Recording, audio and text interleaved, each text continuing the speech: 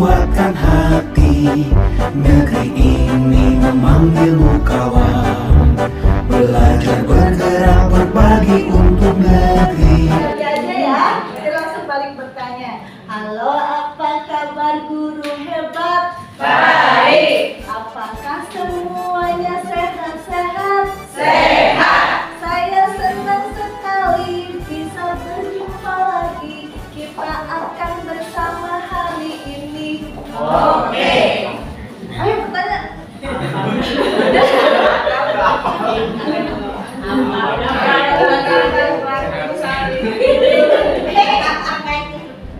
Pepe aja, Pepe aja. Kabar Pepe sehat-sehat.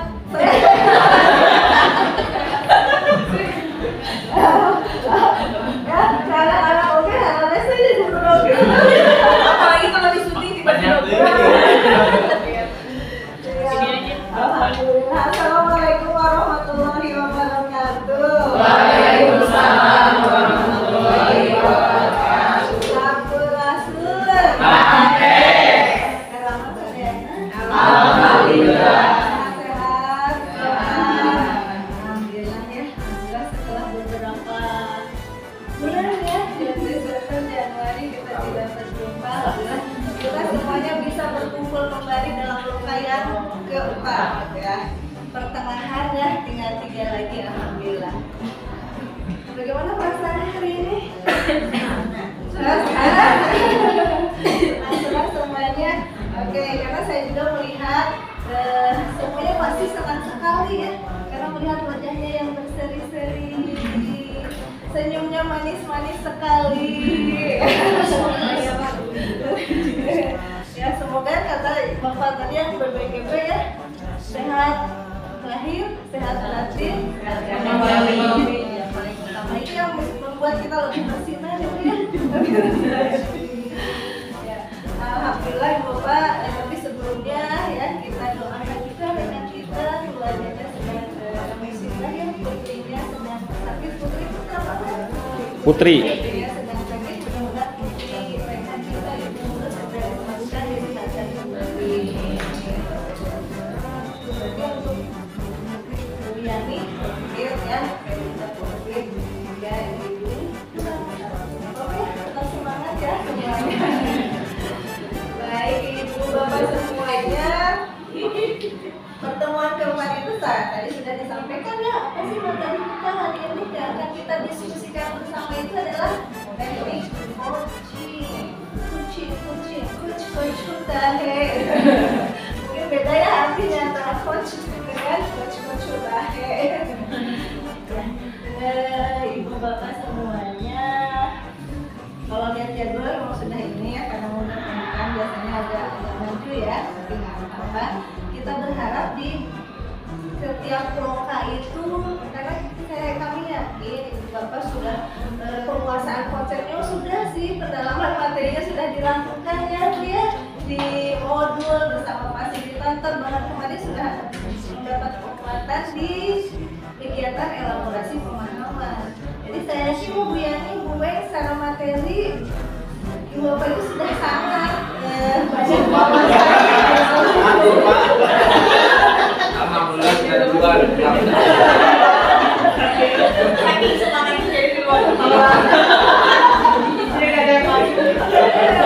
Jadi sudah banyak langkah yang dilalui untuk menguasai, untuk lebih memahami apa sih coaching, bagaimana tekniknya, tapi pelaksanaan seperti apa. Saya kita sudah praktik, kalau sudah, udah aksinya juga sudah, luar biasa sekali ya. Jadi hari ini kita akan di sini kita mau apa?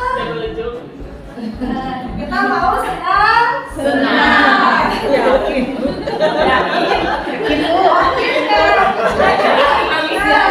Tapi kan pembuka lawannya itu harus senang. Tapi belajar dari pengalaman.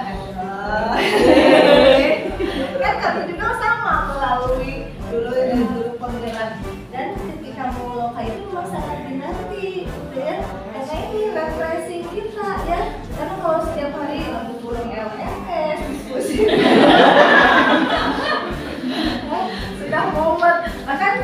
kalau lihat itu saya yakin ibu bapak itu sangat keren ya.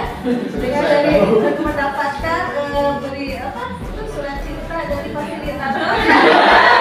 Siap. Tembak utara. Siap. Tembak. Barat.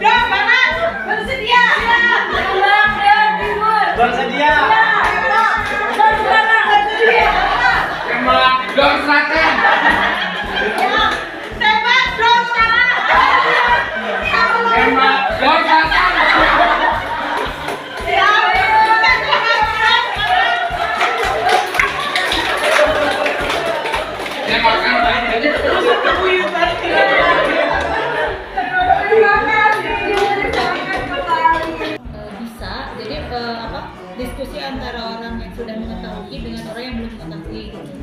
Kalau konseling itu seseorang yang paham atau ahlinya berdiskusi dengan seseorang yang mau mempunyai permasalahan gitu. Jadi kayak kayak psikolog gitu. Jadi ada alur maksudnya tuh ada pemecahan masalah yang si orang yang ada konselingnya itu gitu. Jadi ada seorang ahli yang mengarahkan orang yang mempunyai permasalahan gitu kalau konseling. Kalau coaching itu kayak mitra tuh yang saya maksud. Jadi kalau ada coaching sama coaching ya jadi saling menuntun si coachingnya itu supaya ada pemahaman yang dalam dirinya tuh oh iya gitu. Jadi kayak mitra kalau yang bahasanya mitra, jadi satu sama itu kayak satu setara gitu, tidak ada perbedaan. Itu mungkin Bu yang mesti ingat sedikit gitu.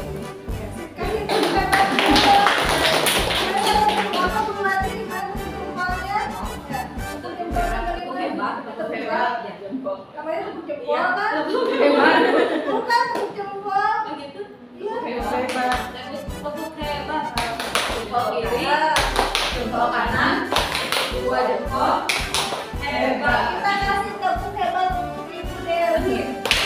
Jempol kiri, jempol kanan, dua jempol, hebat. Terima kasih Ibu Dewi. Ya, baik, apakah untuk teman-teman yang lain apa yang sudah disampaikan Ibu Dewi setuju atau ada yang mau menambahkan? Silakan.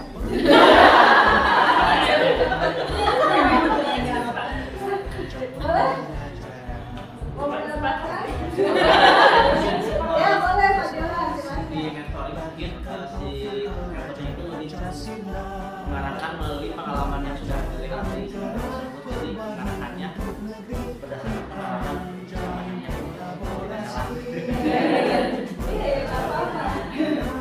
biasanya sama sih. Sudah cukup. Kita cukup sekarang langsung saja. Ada lagi dari Tadi yang aku sudah sama Bu Dewi, kalau dari Yosi, kalau mentoring itu lebih ke yang satu mengajar, yang satu menyimak apa yang diajarkan satu arah. Kalau coaching itu membersamai menemukanali potensi yang ke lawan bicaranya gitu atau yang dia coaching.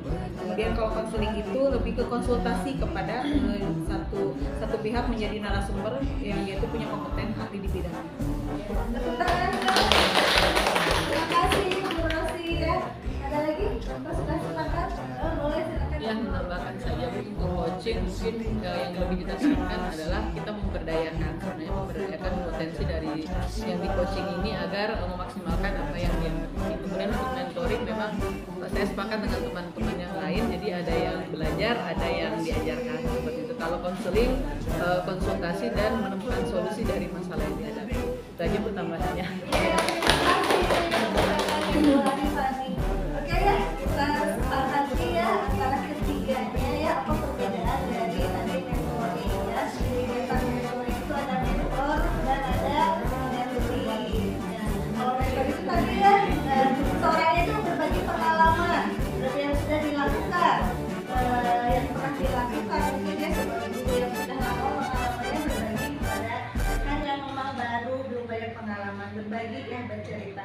Kalau yang tadi konseling mah seperti konsultasi nih, kan punya masalah bagaimana penyelesaiannya, karena dia seorang ahli, konselor itu ahli, nah dia akan menuntun Dan konseling.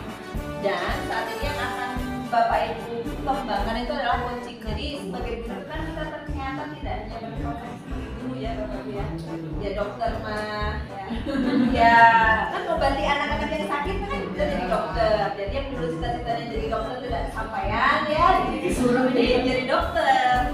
Yang cita-citanya jadi psikolog tidak kesampaian di guru, ternyata kita juga harus menjadi seorang psikolog buat anak-anak kita kan lewat proses ini. Nah sekarang sudah pernah mempelajari ini? Belum? Ayo. Ibu sudah tahu lama kayaknya. Sudah 1 tahun ini mah kode itu. Jelaskan masing-masing prinsip dasar dari coaching. Ada 3: kemitraan, proses kreatif, dan memaksimalkan potensi. Ada yang masih mengingat lagi, ada yang bisa mengambil lagi yang sudah dilupakan.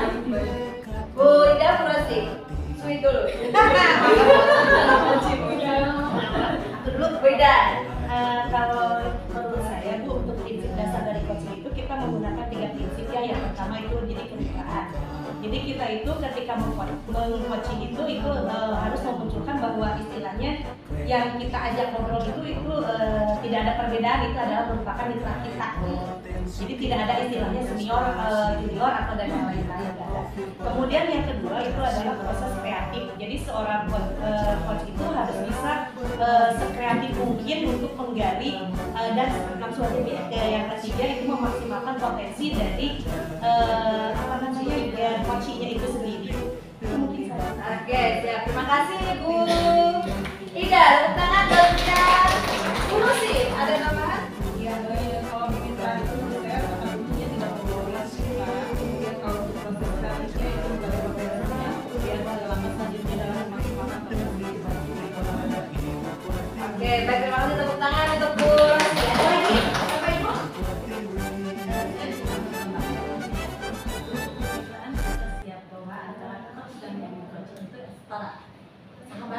Oke, sekarang teman basic. Yang kedua, proses kreatifnya ini seorang coach harus bisa secara menggali. Dan ini kreatif itu bagaimana caranya kita bisa menggali orang yang membutuhkan kita, memaksimalkan potensi dari hasil proses kreatif itu. Bagaimana kita bisa memaksimalkan potensi orang yang kita itu bisa mengeluarkan satu ide, satu penyelesaian dari dirinya sendiri yang berkaitan dengan dirinya sendiri. Kita mah hanya proses kreatif menggali yang akhirnya orang tersebut bisa menyelesaikan, bisa membuat Luar biasa. Tepuk tangan. Bagaimana yang lain? Iya, bagaimana yang lain? Tadi ada kemitraan.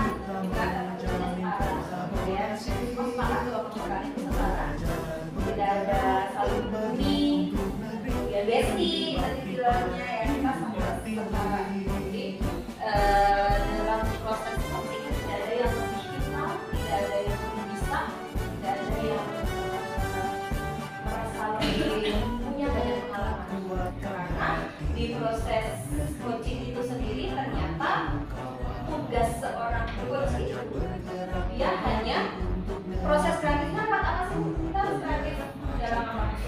Modalnya dalam membuat atau menyusun pertanyaan, betul.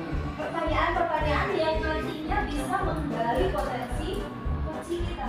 Kadang-kadang kita buat pertanyaan itu menurut kita bisa dipahami, tapi menurut coachingnya nggak ngerti. Bu, pertanyaannya apa? Saya nggak ngerti. Jadi jawabannya. Nah inilah yang harus kita pelajari bersama-sama dan itu susah.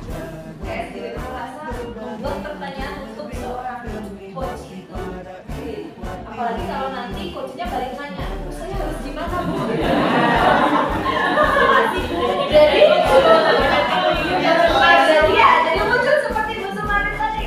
Jadi kita gregetan untuk ngasih ini loh, jadi itu gini gitu. Jadi ada gregetan sendiri gitu muncul jadi mentoring kan. Kalau kita kelepasan untuk menyampaikan ide, jatuhnya konseling. Kalau kita tidak menyampaikan pengalaman kita, tapi kita tiba-tiba memberikan jadi gini Bu, mending ibu gini aja. Nah itu kan konseling ya, karena kadang-kadang satu hal yang harus seorang coach miliki adalah sabar.